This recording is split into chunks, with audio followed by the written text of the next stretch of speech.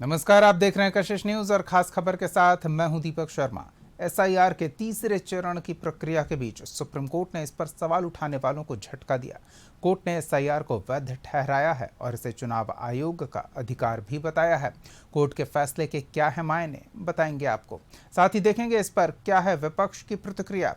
इसके अलावा देखेंगे बिहार में हर साल शिक्षक बहाली के सरकारी ऐलान पर अभ्यर्थियों की क्या राय है और झारखंड के दुमका के एक गांव में पानी के लिए जान जोखिम में डालने को क्यों मजबूर हैं लोग।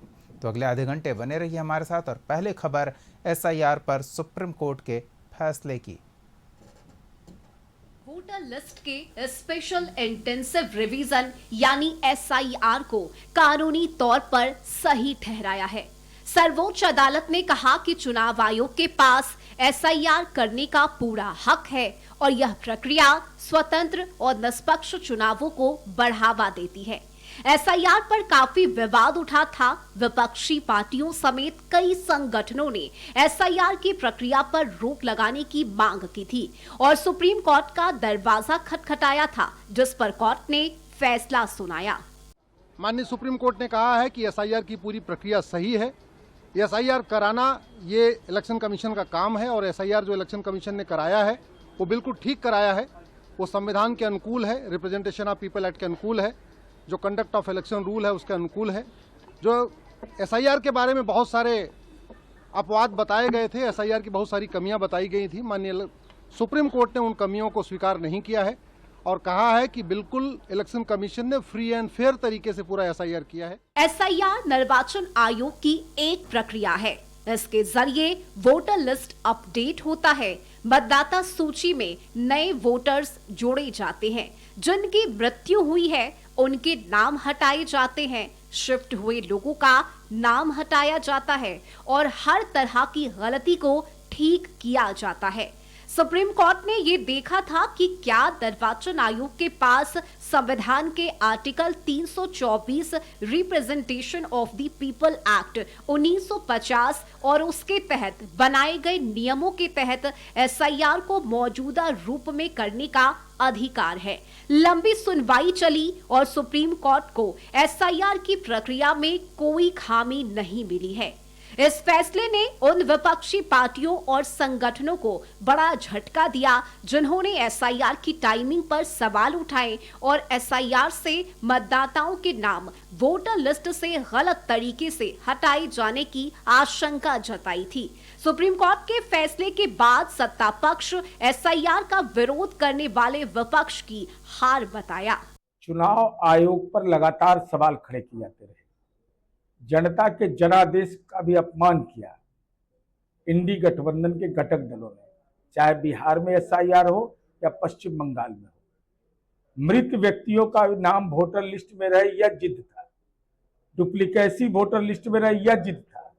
एसआईआर तो पूर्व में भी हुआ था, अब माननीय सर्वोच्च न्यायालय ने भी मुहर लगा दिया। अब विपक्ष की राजनीतिक पार्टियों को अपना नजरिया साफ करना चाहिए। सुप्रीम कोर्ट की टिप्पणी ने साफ कर दिया है कि एसआईआर को लेकर चुनाव आयोग का फैसला पूरी तरह संवैधानिक और सही दिशा में है। विपक्ष लगातार भ्रम फैलाकर लोकतांत्रिक प्रक्रिया को कमजोर करने की कोशिश कर रहा था, लेकिन अब उनकी राजनीति बेनकाब हो गई है। इलेक्शन कमीशन ऑफ इंडिया का उद्देश्य केवल निष्पक्ष, पारदर्शी और शुद्ध मतदाता सूची सुनिश्चित करना है ताकि लोकतंत्र मजबूत हो। भाजपा शुरू से ही कहती आ रही है कि विपक्ष को पारदर्शिता से डर लगता है क्योंकि उनकी राजनीति फर्जीवाड़े और भ्रम पर टिकी है। सुप्रीम कोर्ट के इस रुख के बाद विपक्ष को जनता से माफी मांगनी चाहिए। सुप्रीम कोर्ट ने माना कि निर्वाचन आयोग को मतदाता सूची को अपडेट करने का संवैधानिक अधिकार है। यही वह बिंदु है जिसने विपक्ष की राजनीति को सबसे बड़ा झटका दिया है, जो लगातार ये नैरेटिव बनाने की कोशिश कर रहा था कि एसआईआर लोकतांत्रिक अधिकारों को कमजोर करने की कवायद है। कोर्ट ने फैसले के बाद विपक्ष ने कहा कि जो सवाल उठाए गए थे उनका जवाब नहीं आया है।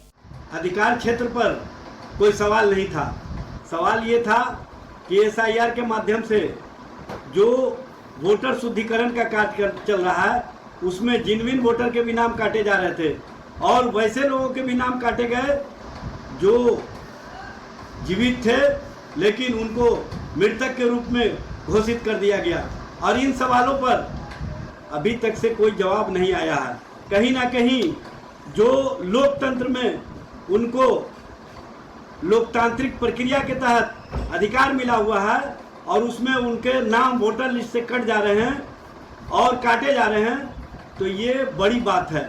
और सबसे बड़ी बात यह है कि बिहार में जो चुनाव आयोग ने खेल खेला था वो स्पष्ट रूप से दिखा। राजा बोला रात है तो मंत्री बोला रात है, यह सुबह सुबह की बात है। मंत्री तक तो बात ठीक है, लेकिन जब इंसाफ की कुर्सी पर बैठे लोग भी राजा की हर बात को सही ठहराने को विवश हो जाएंगे, तो भाई साहब इस बात के लिए चिंतित रहिए कि एक दिन ये जेन ज़ी सबको बदलेगा, हुकूमत को भी और इंसाफ की कुर्सी पर बैठे लोगों को भी। एसआईआर की शुरुआत बिहार विधानसभा चुनाव से पहले हुई थी, जिसे विपक्ष ने बड़ा मुद्दा बनाया था और इसे सुप्रीम कोर्ट में चुनौती दी थी। हालांकि प्रक्रिया जारी रही। बिहार के बाद पश्चिम बंगाल सहित 12 राज्यों और केंद्र शासित प्रदेशों में एसआईआर हुआ और फिलहाल इसका तीसरा चरण चल रहा है। इस बीच सुप्रीम कोर्ट का फैसला आया, जिसमें आयोग की प्रक्रिया को संवैधानिक करार दिया गया है। ब्यूरो रिपोर्ट, कशिश न्यूज।